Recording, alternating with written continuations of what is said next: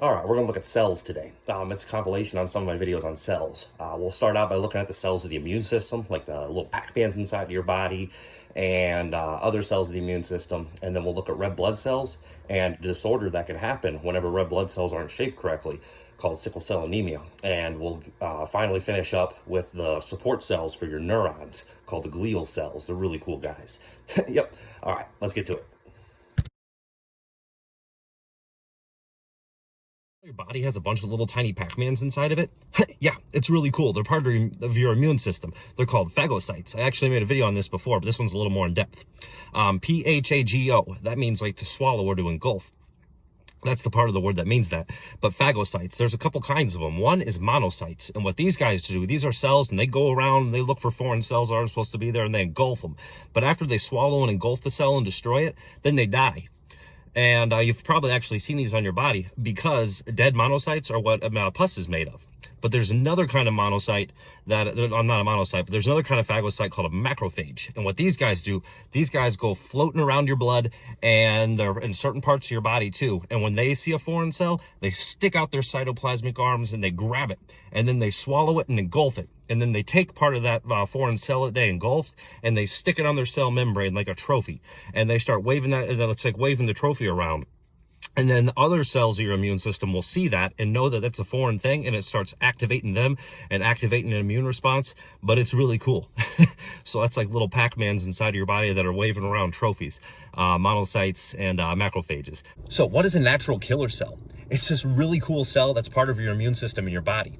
It goes and it floats around inside of your body and it finds part of your cells. It finds your cells that are infected by viruses or cancerous or other things, and it destroys them in a process known as apoptosis. What it does is it pokes it with an enzyme and causes it to die.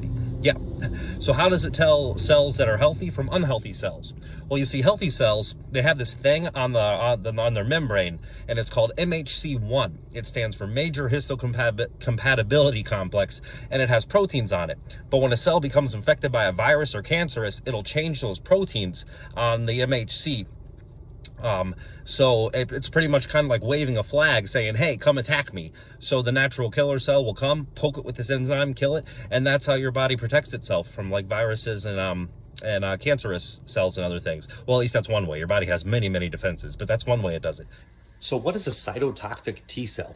Well, you see, a cytotoxic T cell is part of your immune system. They're really cool. What they do is they go and float around your body, and your cells that become infected by viruses or cancerous, they have a protein on them. And whenever they become infected by a virus or a cancer or something, they put parts of that virus or whatever is on that protein on their cell membrane, and it's kind of like a flag saying, hey, come here, kill me, I'm not good, kill me.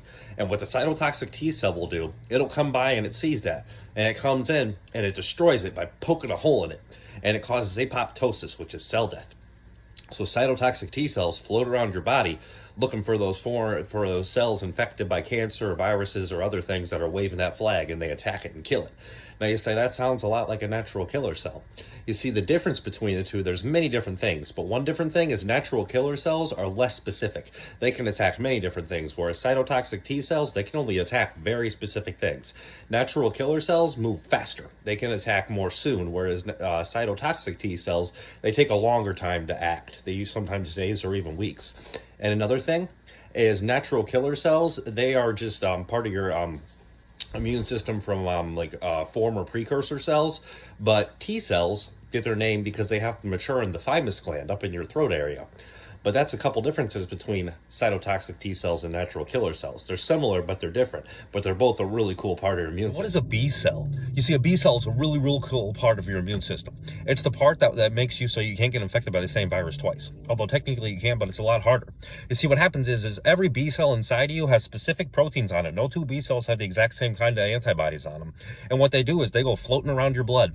And whenever they find a foreign virus or something that they match to, they go into like insane mode, and they start cloning themselves over and over and over and over and over and over.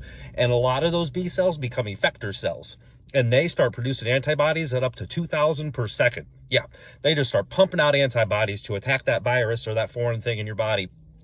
But some other B cells that are cloned, they don't directly attack. They become what's called memory B cells. And these guys remember that virus, so the next time it comes into your body's prepared for it. Yeah, but that's what B cells do. This is why red blood cells are so cool. You see, whenever they're a little baby red blood cell, they have a bunch of ribosomes, and ribosomes are the organelle of the cell that start producing proteins like crazy, and they start producing a bunch of hemoglobin, because hemoglobin is so important, and they just keep pumping out hemoglobin. And as the red blood cell gets older, it takes all its other organelles and it throws them out like a sailor, like dumping water over the side to make room for so the ship doesn't sink. The red blood cell, it throws all its organelles out to make more room for hemoglobin. And even a mature red blood cell, if not accounting for water, is about 97% hemoglobin. That's a lot of hemoglobin. And what's really cool is each red blood cell has about 250 million molecules of hemoglobin, and each hemoglobin has 4 irons, and each iron combined in oxygen. So that means each little red blood cell combined about 1 billion molecules of oxygen. Yeah, that's really cool. And because they throw out all the other organelles, they have a biconcave shape, which means they're little curved in on each side, so they kind of look like a frisbee, kind of, and that increases the surface area so they can really bind a lot of oxygen. They're like the transport system. They're like a public transport system for oxygen in your body. And because they don't have a lot of organelles, they don't even have a nucleus. They can just hold on to boatloads of oxygen and bring it to your cells. But because of that, they can't repair their cell wall, and when they have to squeeze into little tiny capillaries, they often the cell wall gets damaged over time, so they don't live a super long time. They only live about 120 days. But the cool thing is, even after they die, their body parts, like the parts of the cell, they get recycled. A lot of them do, at least, to other parts of the body, to like the liver, and even to make other red blood cells. So even once they die, they get recycled and reused. So it's really cool, the red blood cells. What is sickle cell anemia? Well, you see, sickle cell anemia is whenever the red blood cells aren't shaped correctly. See, a normal red blood cell is shaped like a frisbee, it's biconcave, but in sickle cell anemia, they're shaped more like a crescent moon because there's a mutation in the hemoglobin gene. You see, hemoglobin makes, there's a lot of hemoglobin in red blood cells, but the gene is incorrect in sickle cell anemia, so they're shaped more like a crescent moon. And because of that, they're stiffer and they don't flow through the arteries very well and the veins very well. So what happens whenever there's increased oxygen need is those sickle cell shaped red blood cells can clump together, and it causes decreased oxygen flow to the area that really needs it. So that can be really, really problematic, obviously. Another thing that happens is normal red blood cells live 120 days, but sickle cells only live about 20 days.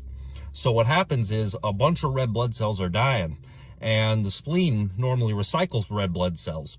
But because so many of them are dying, because they only live 20 days, the spleen gets overtaxed. And the spleen plays a role in the immune system, so it hampers the immune system. And when red blood cells die, they also release bilirubin. So a bunch of excess bilirubin gets in the body, and that causes jaundice. So that's a couple complications of sickle cell anemia. And anything that causes increased oxygen need or stresses the body can make sickle cell anemia worse. Like things like really strenuous exercise, or things like really cold temperatures, or high amounts of stress, or elevation, because there's less oxygen higher up in the air. There's less pressure of oxygen. All those things can make sickle cell anemia worse and lead to a crisis. And remember, this is just a simplified explanation. It's a lot more complex than this, but this is just a couple components of sickle cell anemia. Actually, one of my subscribers gave me the idea to make a video on it, so that's what I made a video on. I hope this increases awareness for it. It's a glial cell. You see, it's a group of cells in your nervous system. They're really cool. The neurons, everyone knows about neurons, but neurons wouldn't be anything without the glial cells. These guys are in the background doing a bunch of work. They actually outnumber your neurons 10 to 1, and they make up like 50% of the mass of your brain as glial cells. But anyways, there's different kinds. One's called an astrocyte, and it kind of looks like a star, and this helps the neurons communicate with capillaries and like exchanges materials between them. Another one's called an oligodendrocyte, and that creates the myelin sheath around the nerve, and that allows electric impulses to travel really fast. Another one is called an ependymal cell, and that one creates the cerebral spinal fluid. And then there's another one called a microglial cell, and that guy's like the protector of your neurons. It protects it from like foreign invaders and things like that. And then the glial cells in your peripheral nervous system are Schwann cells. which those provide the myelin sheath around the neurons and allow electric signals to travel really fast, and the peripheral nervous system. And then there's also satellite cells, and they surround and protect your neurons in the peripheral nervous system. So glial cells are like the people in the background stage whenever neurons take the center stage, but the glial cells are the backstage helping the neurons, do what they need to do. They're really cool little guys in your nervous system. There it is. We looked at immune cells, parts of the immune system, red blood cells, sickle cell anemia, and the glial cells, which are part of the nervous system that help support your neurons. Remember, this is all just according to my research. It may be perfect. If it isn't, let me know in the comments below. This has been Stories on the Spectrum. Like, subscribe for more, and hit that notification bell.